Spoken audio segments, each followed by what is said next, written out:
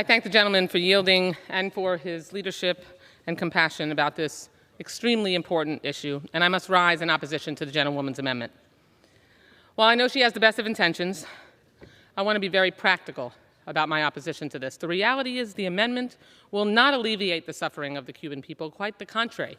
In fact, it may exacerbate their pain by simply enriching a tyrannical regime whose violence and repression keep their cruel grip on power. On a day in which we just heard from the First Lady of Ukraine, who is obviously experiencing what the butt of repression means from a brutal dictator, we certainly should not be caving to brutal dictatorship in the Western Hemisphere. The dictatorship in Cuba controls all trade on the island and in turn uses its resources to oppress its own people. The current cash in advance requirement for the financing of agricultural exports to Cuba ensures that the regime in Cuba cannot benefit from loans or credit, and that its corrupt, military-run financial institutions are not intertwined with American financial institutions.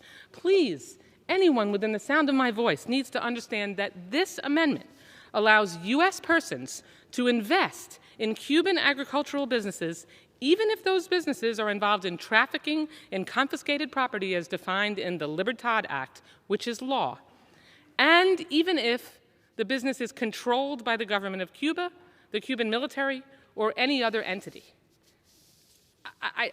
It's inexplicable to me how we could allow that. It's also important to point out that unlimited quantities of food, medicine, and other basic necessities are already permitted into Cuba, both for sale and through humanitarian donations.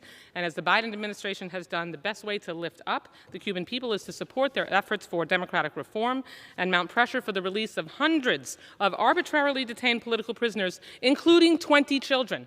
I urge my colleagues to vote against this amendment and support liberty all over the world. I yield back the balance of my time.